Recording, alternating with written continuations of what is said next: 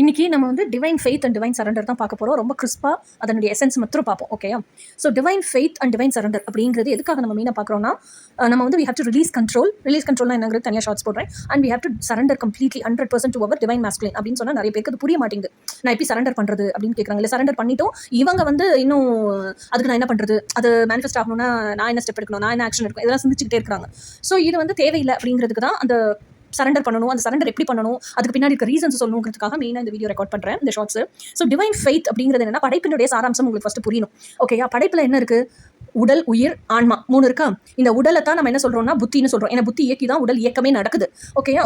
உயிருங்கிறது தான் மேல்நிலை இருக்கு, கீழ்நிலை இருக்கு. மேல்நிலை தான் மனசாட்சி, கீழ்நிலை மனசு. ஓகேயா? ஆன்மாவை தான் நம்ம இறைசாட்சின்னு சொல்றோம். அப்போ இந்த 4 காம்பனன்ட் இப்போ வந்து தெளிவாயிடுச்சு உங்களுக்கு. புத்தி, மனசு, மனசாட்சி, இறைசாட்சி. ஓகே, ஒவ்வொரு ஜென்மத்திலையும் நம்ம போட்டுக்கிற சட்டை தான் வேற. ஓகே, அந்த உடம்பு தான் வேற வேற எல்லா ஜென்மத்திலையும். ஓகே, ஸோ அப்போ எல்லா ஜென்மத்திலையும் உயிர் ஒன்று தான். உயிர் ஒன்று தாங்கும் போதே அப்போ மனசும் மனசாட்சியும் பிரியாமையே தான் இருக்கும்.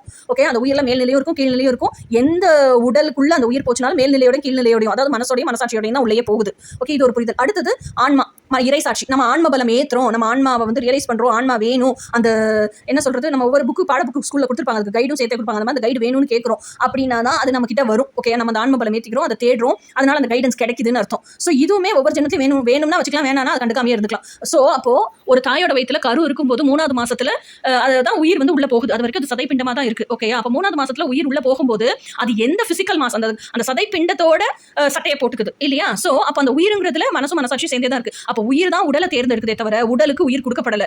உயிர் உடலுக்குள்ள போய் தங்கிக்குது. ஓகேயா? ஸோ அப்போ மனசும் மனசாட்சியும் சேர்ந்தே தான் இருக்குது. இது படைப்பு சாராம்சம். இதுல 100% ஃபெய்த் வேணும். இதுதான் டிவைன் ஃபெய்த். ஓகே, அப்ப இந்த மனசாட்சி அப்படிங்கிறது எங்க இருந்து வந்திருக்கு அப்படின்னா இறைசாட்சி கிட்ட இருந்து வந்திருக்கு. ஓகேயா? இறைசாட்சிங்கிறது கடல், ஆன்மா அப்படிங்கிறது பெரிய கடல், டிவைன் சோர்ஸ். ஓகேயா? அந்த டிவைன் சோர்ஸ் கிட்ட இருந்து ஒரு துளி தான் மனசாட்சி, உங்க ஹையர் செல்ஃப். ஒரு செட் ஆஃப் ஆசைகள் எல்லாம், உங்க டீப் டிசைர்ஸ் எல்லாம் எடுத்துட்டு வந்திருக்கு அந்த மனசாட்சி. லா ஆஃப் டிவைன் ஒன்னஸ் அப்படிங்கிறதுல இதை ஃபுல்லாக நான் எக்ஸ்பிளைன் பண்ணியிருக்கேன், அதில் பார்த்துக்குங்க. ஓகே, அப்போ மனசாட்சிங்கிறது இறைசாட்சி கிட்ட இருந்து வந்திருக்கு. நம்ம கேரி பண்ணிட்டு இருக்க டீப் டிசைர்ஸ் எல்லாம் யாரோடதுன்னா டிவைன் சோர்ஸ் ஓடுது. ஓகேயா? அந்த மனசாட்சி தான் நம்மளோட டிவைன் காம்ப்ளிமெண்ட். ஓகேயா? அப்போ நம்மளுக்கு என்னெல்லாம் ஆசை இருக்கோ இந்த மனசு வந்து என்ன பண்ணணும், டிவைன் மாஸ்குலைன், அதாவது டிவைன் காம்ப்ளிமெண்ட் கிட்ட கேட்கணும். நம்மளுக்குள்ள இருக்க ஹையர் செல்ஃப் அவங்க கிட்ட கேட்டுட்டு எனக்கு இதெல்லாம் வேணும், எனக்கு செஞ்சு கொடு. ஏன்னா நம்மளோட ப்ரொவைடர் அண்ட் ப்ரொடெக்டர் யாரு? நம்மளோட டிவைன் காம்ப்ளிமெண்ட் தான் நம்மளுக்கு ப்ரொடெக்டர் அண்ட் ப்ரொவைடர் அப்படின்னு அவர் பாதத்தில் கம்ப்ளீட் அந்த டிவைன் ஃபெய்த்தில் நம்மளுக்கு டிவைன் சோர்ஸ் நமக்குன்னே ஸ்பெசிஃபிக்காக பர்டிகுலராக படைச்சிருக்கிற ஒரு உயிர் துளி தான் நம்மளோட டிவைன் மாஸ்குலைன், நம்மளுக்குள்ள இருக்க டிவைன் காம்பனன்ட் அப்படின்னு நம்பி 100% ஃபெய்த்தில் நம்மளோட எல்லா ஆசைகளையும் கொண்டு போய் டிவைன் மாஸ்குலைனோட பாதத்தில் சரண்டர் பண்ணிட்டு அந்த குறிப்பிட்ட அது ரிசல்ட் எப்போ வருங்கிறதுல அட்டாச்மெண்ட் இல்லாம ரிலீஸ் பண்ணிட்டு நம்ம டிவைன் காம்ப்ளிமெண்ட் இதெல்லாம் கண்டிப்பா செஞ்சு கொடுக்கும். எப்ப செஞ்சு கொடுக்கணும், எப்படி செஞ்சு கொடுக்கணுங்கிறதெல்லாம் அது கையில இருக்கு அப்படின்னு சரண்டர் பண்ணிருக்கு. This is divine faith and divine surrender.